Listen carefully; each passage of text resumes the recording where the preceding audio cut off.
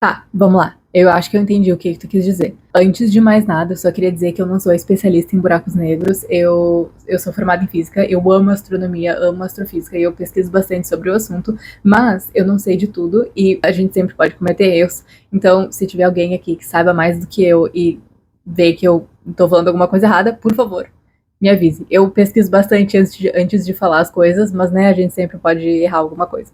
Enfim, esse vídeo provavelmente vai ser longo, mas eu vou tentar explicar da forma mais clara possível. O disco de acreção de um buraco negro ele é formado pelas partículas que estão vindo em direção a esse buraco negro. Essas partículas elas vêm de lugares diferentes. Então, uma vem daqui, outra vem daqui, outra vem daqui, outra vem daqui, e elas têm velocidades diferentes também. Na medida que elas vão se aproximando do buraco negro, elas começam a interagir entre si, porque são muitas partículas, então elas começam a colidir. E nessas colisões, o que acontece é que as componentes do movimento apontam em direções opostas se cancelam. Então, com o tempo, o sistema ele tende a se organizar. Esse disco de acreção que antes era grosso, porque as partículas vinham de vários lugares e colidiam, e ainda tinham movimentos assim para, né, em muitas direções, ele acaba ficando cada vez mais fininho, até que ele fica bem fininho, relativamente, né? Tá. E aí, o que significa essa outra coisa que parece o disco de acreção também, mas está a 90 graus do disco de acreção, então tem dois discos de acreção. Isso é outra coisa que tem a ver com disco de acreção, mas se chama jatos relativísticos. Essas partículas do disco de acreção, elas interagem umas com as outras, elas sofrem colisões e elas acabam perdendo energia.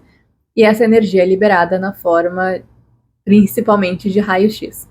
Essa radiação ela é liberada para todos os lados. Mas o que a gente precisa levar em consideração? Que esse disco de acreção ele é formado de plasma, ou seja, gases ionizados.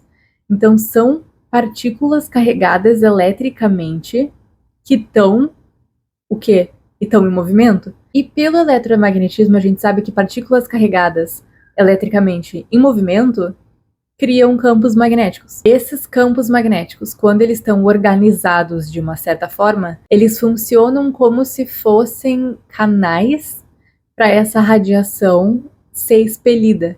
São como se fossem jatos mesmo. É meio que uma consequência do disco de acreção. Tá, e aí a segunda parte da tua pergunta é sobre o horizonte de eventos. O horizonte de eventos, ele não é o disco de acreção.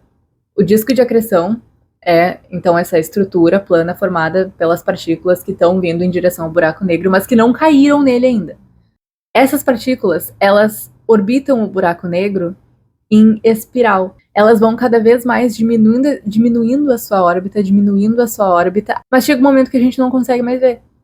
E esse momento, essa linha, essa fronteira entre o que a gente consegue ver, o que está acontecendo ali perto do buraco negro, e o que a gente não consegue mais ver, é esse horizonte de eventos. E a partir dessa fronteira, eu não sei mais nada. Eu não sei o que acontece, eu não sei como acontece, eu não sei de mais nada. Porque a partir dali, a luz não consegue mais voltar e aí eu não consigo ver. Espero que tenha ficado claro. É um assunto bem complexo e eu não sou especialista em buracos negros, mas eu adoro falar sobre isso. Então, enfim, eu adoro dúvidas e perguntas, então podem seguir perguntando.